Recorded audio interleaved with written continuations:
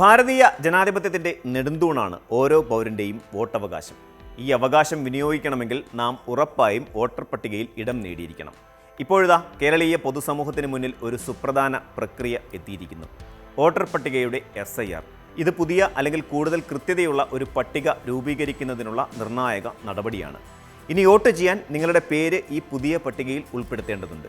അതിനായി നവംബർ 4 മുതൽ ഡിസംബർ 4 വരെ നടക്കുന്ന SIR പ്രക്രിയയെക്കുറിച്ച് നമുക്ക് വിശദമായി ഒന്നറിയണം, ഒപ്പം ഒരുങ്ങുകയും ചെയ്യാം. വോട്ടർ പട്ടികകൾ കാലാന്തരത്തിൽ പലവിധ മാറ്റങ്ങൾക്കും തിരുത്തലുകൾക്കും വിധേയമാകാറുണ്ട്.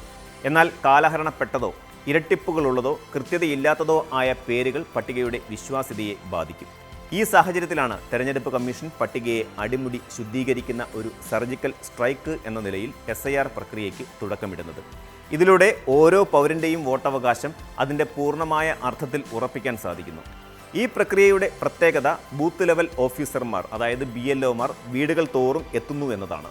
സർക്കാരിൻ്റെ സംവിധാനം വോട്ടർമാരുടെ പടിവാതിക്കൽ എത്തുക എന്നതിലൂടെ പ്രക്രിയ കൂടുതൽ സുതാര്യവും കാര്യക്ഷമവുമാക്കുന്നു. SIR പ്രക്രിയയിൽ വോട്ടർമാർ ഉപയോഗിക്കേണ്ട 4 പ്രധാന ഫോമുകളെക്കുറിച്ച് ഓരോ പൗരനും വ്യക്തമായ ധാരണയുണ്ടായിരിക്കണം. ഈ ഫോമുകളിൽ ആദ്യത്തേതാണ് എന്യൂമറേഷൻ ഫോം. അതായത് പുതിയ വോട്ടർ പട്ടികയിൽ തങ്ങളുടെ പേര് ചേർക്കാൻ ആഗ്രഹിക്കുന്ന എല്ലാവരും പൂരിപ്പിച്ച് നൽകേണ്ട അടിസ്ഥാനപരമായ അപേക്ഷാ ഫോമാണിത്. വീടുകൾ തോറും എത്തുന്ന ബൂത്ത് ലെവൽ ഓഫീസർ മുഖേന ഈ ഫോം പൂരിപ്പിച്ച് നമുക്ക് നൽകാം.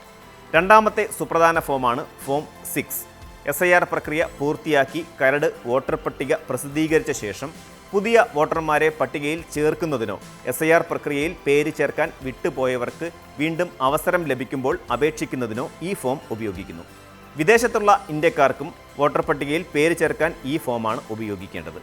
വോട്ടർ പട്ടികയിൽ നിന്ന് പേരുകൾ ഒഴിവാക്കാൻ വേണ്ടിയുള്ള ഫോമാണ് ഫോം 7. ഒരു വ്യക്തി മരണപ്പെടുകയോ സ്ഥിരമായി മറ്റൊരിടത്തേക്ക് താമസം മാറുകയും അവിടെ വോട്ട് ചേർക്കുകയും ചെയ്യുമ്പോൾ, അതായത് പഴയ പട്ടികയിൽ നിന്നുള്ള ഇരട്ടിപ്പ് ഒഴിവാക്കുന്നതിനോ അല്ലെങ്കിൽ ഏതെങ്കിലും പേര് ഒഴിവാക്കണമെന്ന് അപേക്ഷിക്കുന്നതിനോ ഈ ഫോം പൂരിപ്പിച്ച് നൽകാം. അവസാനമായി വോട്ടർ പട്ടികയിൽ ഉൾപ്പെടുത്തിയിട്ടുള്ള വിവരങ്ങൾ തിരുത്തുന്നതിനോ മാറ്റങ്ങൾ വരുത്തുന്നതിനോ ഉള്ള ഫോമാണ് ഫോം 8. വോട്ടറുടെ പേര്, വിലാസം, ജനനത്തീയതി തുടങ്ങിയ വ്യക്തിഗത വിവരങ്ങളിൽ ഏതെങ്കിലും തെറ്റുകൾ സംഭവിച്ചിട്ടുണ്ടെങ്കിൽ അത് തിരുത്തുന്നതിനും ഒരു പോളിംഗ് സ്റ്റേഷനിൽ നിന്ന് അതേ മണ്ഡലത്തിൽ തന്നെയുള്ള മറ്റൊന്നിലേക്ക് വോട്ട് മാറ്റുന്നതിനും ഈ ഫോം ഉപയോഗിക്കാം. SIR പ്രക്രിയയുടെ ഒരു പ്രധാന അടിസ്ഥാന ശിലയായി 2002 വോട്ടർ പട്ടികയെ തിരഞ്ഞെടുത്തിരിക്കുന്നത് അതിൻ്റെ അന്നത്തെ കൃത്യതയും വിശ്വാസ്യതയും കണക്കിലെടുത്താണ്. ഇത്രയും പഴയ ഒരു രേഖ മാനദണ്ഡമാക്കുന്നതിലൂടെ നിലവിലെ അപേക്ഷാ പ്രക്രിയയിൽ ഒരു ഷോർട്ട് കട്ട് നൽകാൻ തെരഞ്ഞെടുപ്പ് കമ്മീഷന് സാധിക്കുന്നു. ഈ ആനുകൂല്യം ലഭിക്കുന്ന വിഭാഗത്തിൽ 2002 പട്ടികയിൽ പേരുള്ള വ്യക്തികൾക്കും അവരുടെ മക്കൾക്കും രേഖകൾ ഒന്നും സമർപ്പിക്കാതെ അപേക്ഷ നൽകിയാൽ മാത്രം മതി. ഇത് രേഖകൾ കണ്ടുപിടിക്കാനുള്ള ബുദ്ധിമുട്ട് ഒഴിവാക്കി അപേക്ഷാ പ്രക്രിയയെ വളരെയധികം ലളിതമാക്കുന്നു. ഒരു വ്യക്തിയുടെ വോട്ടവകാശം കേവലം വ്യക്തിഗതമായ ഒന്നായി കാണാതെ കുടുംബപരമായ ഒരു തുടർച്ചയായി ഇവിടെ കണക്കാക്കുന്നു എന്നതാണ് ഇതിൻ്റെ കാതൽ. എന്നാൽ ഈ 2002 പട്ടികയിൽ നിങ്ങളുടെയോ നിങ്ങളുടെ മാതാപിതാക്കളുടെയോ പേരില്ലെങ്കിൽ വോട്ടവകാശത്തിന് അർഹതയുണ്ടെന്ന് തെളിയിക്കുന്ന മറ്റ് ആവശ്യമായ രേഖകൾ സമർപ്പിക്കേണ്ടത് അത്യാവശ്യമാണ്. ഈ കാര്യത്തിൽ അപേക്ഷകർ കൂടുതൽ ശ്രദ്ധ നൽകേണ്ടതുണ്ട്.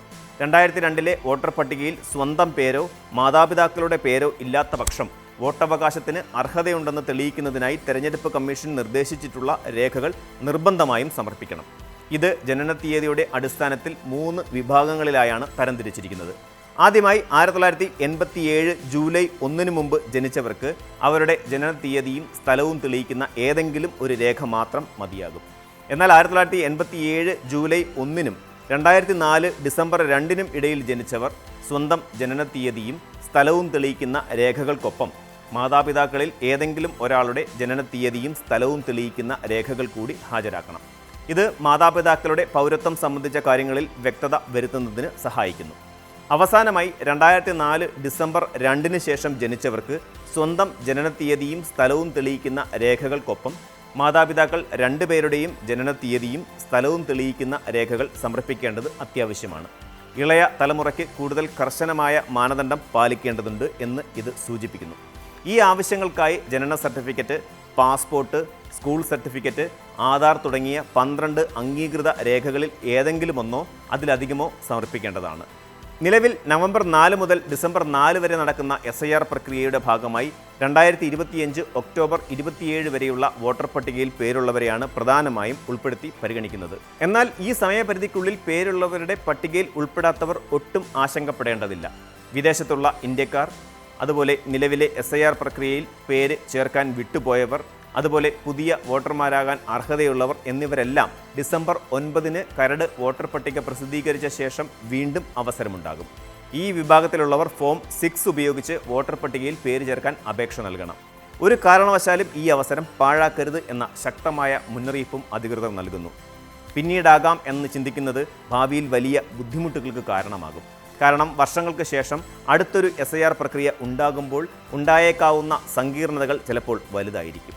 വോട്ടർ പട്ടികയിൽ പേര് ചേർക്കുന്നത് ഒരു തെരഞ്ഞെടുപ്പിൽ വോട്ട് ചെയ്യാനുള്ള അവസരം മാത്രമല്ല നൽകുന്നത്, മറിച്ച് ഒരു ഇന്ത്യൻ പൗരൻ എന്ന നിലയിലുള്ള നിങ്ങളുടെ ജനാധിപത്യപരമായ അംഗീകാരം കൂടിയാണ്. SIR പ്രക്രിയ കേവലം ഒരു സർക്കാർ നടപടിക്രമമല്ല, മറിച്ച് ഓരോ പൗരനും അവൻ്റെ ജനാധിപത്യപരമായ അവകാശം ഉറപ്പിക്കാനുള്ള നിർബന്ധിത കടമയാണ്. ബൂത്ത് ലെവൽ ഓഫീസർ തങ്ങളുടെ വീട്ടിലെത്തുമ്പോൾ ആവശ്യമായ എല്ലാ രേഖകളും വിവരങ്ങളും സജ്ജമാക്കി വയ്ക്കുക. ഒരു വോട്ടർ എന്ന നിലയിൽ നിങ്ങളുടെ ഉത്തരവാദിത്തം ഈ പ്രക്രിയയിൽ പൂർണ്ണമായി സഹകരിക്കുക എന്നതാണ്. ഈ മഹത്തായ ജനാധിപത്യ പ്രക്രിയയിൽ പങ്കുചേർന്ന് നിങ്ങളുടെ വോട്ടവകാശം ഉറപ്പുവരുത്തുക. ഓരോ വോട്ടും നിർണായകമാണ്. ആ വോട്ട് ചെയ്യാൻ പട്ടികയിൽ പേരുണ്ടെന്ന് ഉറപ്പുവരുത്തേണ്ടതും വളരെ നിർണായകമാണ്.